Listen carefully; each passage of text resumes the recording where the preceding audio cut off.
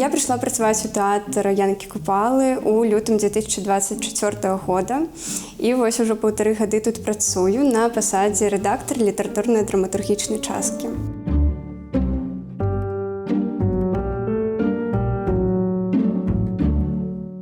У тэатры працаваць заўсёды марыла. Гэта мара дзяцінства. І Купалаўскі часта наведвала. І жыццё склалася такім чынам, што мара здзейснілася.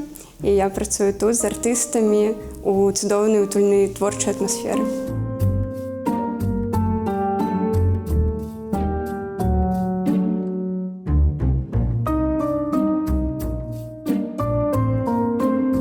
Кожную раніцу, каб падняць і сабе, і надаць энергіі гэтаму месцу, кожную раніцу праходжу каля партрэту, каля нашай галерэі цудоўнейшых драматургаў беларускіх. З кожным абавязкова трэба павітацца і сказаць «Добрая раніца, шаноўнае гаспадарства». Можна асабіста з імі вітацца, называць там па «Спадар Владзімір, добрая раніца». І падыходжу ўжо тут кабінет, тут побач Янка Купала, і, безумоўна, трэба нізкі паклон. Іван Дамінікавіч, добрыя раніцы.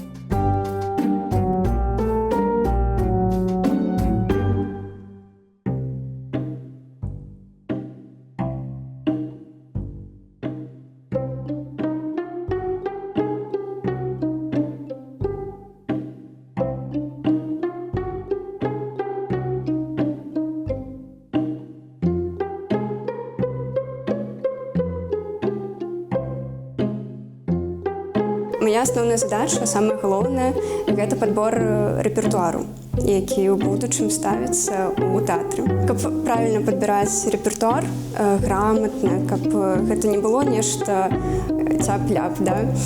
Трэба цудоўна разумець увогуле тэатральнае жыццё ў Беларусі, што зараз цікавіць публіку, што не зусім цікавіць, на што ёсць запыт. І у сувязі з гэтым ужо шукаць п'есы або звязвацца з драматургамі і замаўляць ім, даваць ім ідэі, парады.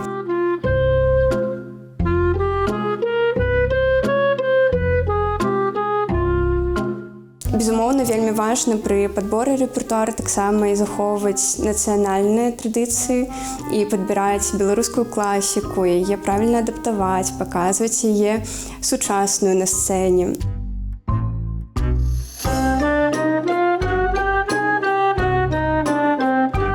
Калі я выбрала п'есу, яна мне спадабалася, я яе прапаноўваю мастацкаму кіраўніку. Разам з ёй мы абмяркоўваем, як мы можам яе паставіць, якому рэжысёру мы можам яе прапанаваць. І далей пачынаецца праца ўжо з рэжысёрам. Калі рэжысёр апрацаваў тэкст, ён перадае яго мне, я яго рэдагую, прыбіраю там нейкія памылкі, могуць быць памылкі друку, і ўжо потым друкую і перадаю гэты тэкст артыстам. Далей адбываецца чытка. Тата кінуў касу і высокую траву і павольна ўвайшоў у поле, пакідаючы хату ззаду. Тата! Тата, ты куды? Хата ў іншым баку, тата! Стоп, смотри, ты очень гиперболизируешь вот этот надрыв, и есть надрыв, но нету того, что он уходит.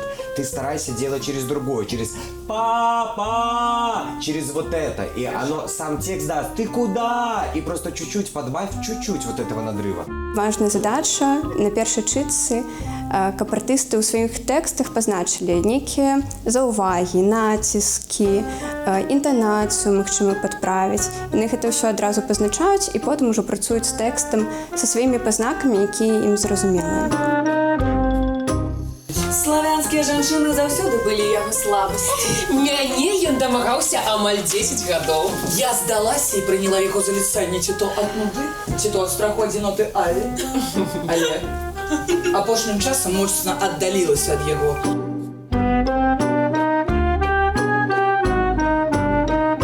Вельмі важна захаваць мілагучнасць беларускай мовы, каб гэта было, каб са сцэны гучала не проста беларускія словы, а каб яны гучалі прыгожа, ад душы, вельмі цёпла, каб яны натхнялі гледачоў, якія да нас прыходзяць, і яны таксама хацелі размаўляць на беларускай мове.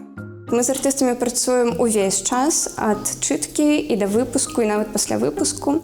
Там жа званочкі. Понятно, везде Ч, короче, надо. Да. И дальше у всех будет 77, 78. Да. Без мягкого мягкого. дна. Так, ниже у тебя там дальше. Мама любит да-да-да. Как забеспечить. Как забеспечить.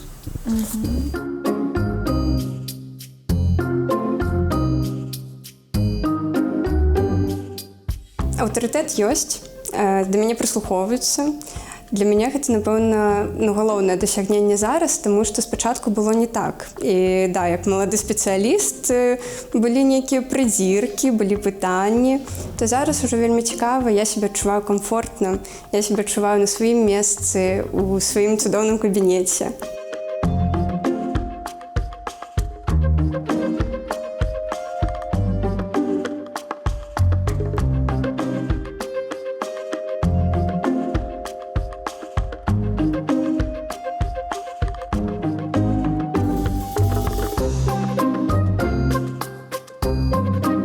Амаль адразу, калі я прыйшла ў тэатр, мая праца была звязана з гісторыяй тэатра. І каб даведацца сапраўды, з чаго пачаўся гэты тэатр, была такая таксама асабістая ініцыятыва папрацаваць з архівам тэатра, разабраць дакументы, якія там ёсць, старыя фотаздымкі, сцэнарыі старых спектакляў, афішы.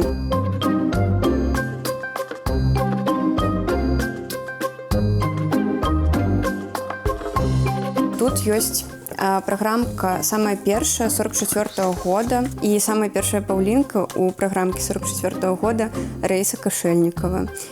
Дарэчы, Раіса Кашэльнікава задала такі высокі ўзровень.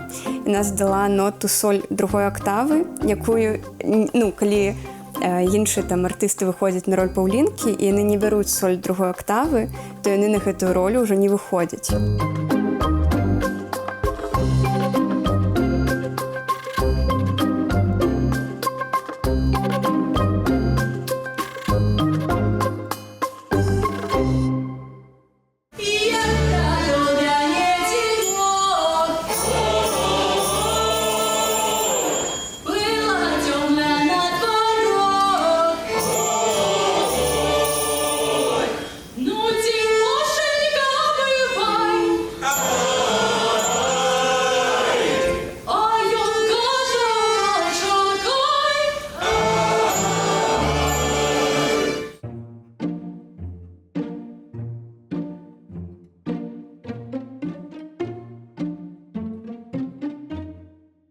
Розныя праграмкі цікавыя, але самае цікавае – это праграмка з аўтографамі ўсіх удзельнікаў спектакля. Это заслужаныя, народныя, Алла Долгая, паўлінка, шыкоўная проста. Да, Памазан, Аўсяннікава. І я калі знайшла, я раптоўна шукала, я так разгарнула яе, азнаёміцца, хто ўдзельнічаў, да, як яно выглядала, вялікая праграмка. І я яе разгарнула, бачыла гэтыя аўтографы, думаю, ўсё, трэба схаваць і нікому ніколі не паказваць, таму што это проста яна адзіная ў такім экземпляры.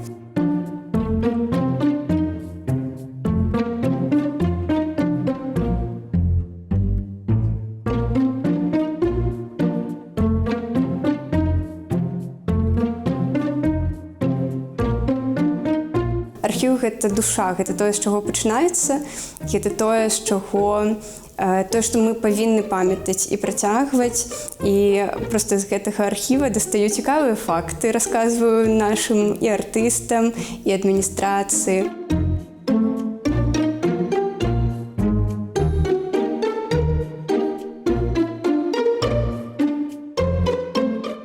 А може нам лепш чоловіка і вміручого покажемо?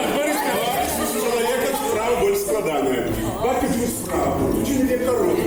И на ним простей просочить узление белковых ферменты, потому что худкая обмена поколений. А лишь что тычется обмену, что человек, что барсук, принциповой розницы нема.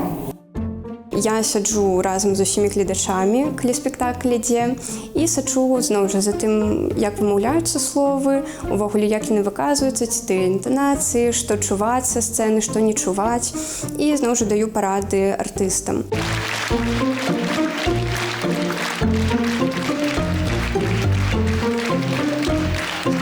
Падчас антракту або пасля таго, як спектакль скончыцца, я застаюся ў зале або гуляю па тэатры, па білетажы і падслухоўваю, хто як адгукаецца пра спектакль, ці зразумелі гэтую тэму людзі, як яны яе зразумелі, ці цалкам раскрылі змест, які укладаў рэжысёр, напрыклад, ці драматург, ці раскрыта гэта ідэя.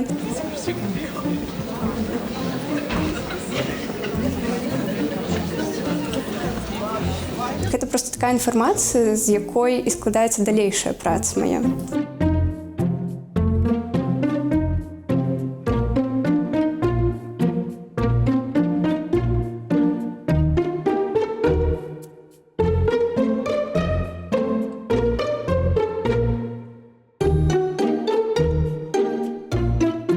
У сучасным свеце не хапае сапраўдных эмоцый. Усе некуды нясуцца, бягуць у тэлефонах, у смартфонах, кліпавае мысленне.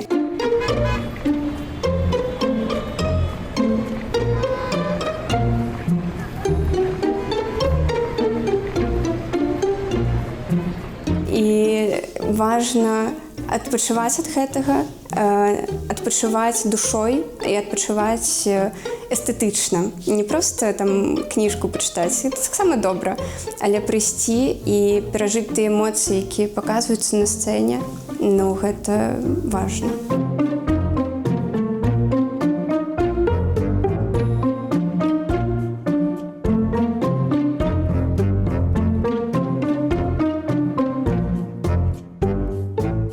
Тэатр – гэта душа, гэта жыццё. Немагчыма сысці з тэатра і не думаць пра яго. Немагчыма засынаць і не думаць пра тэатр.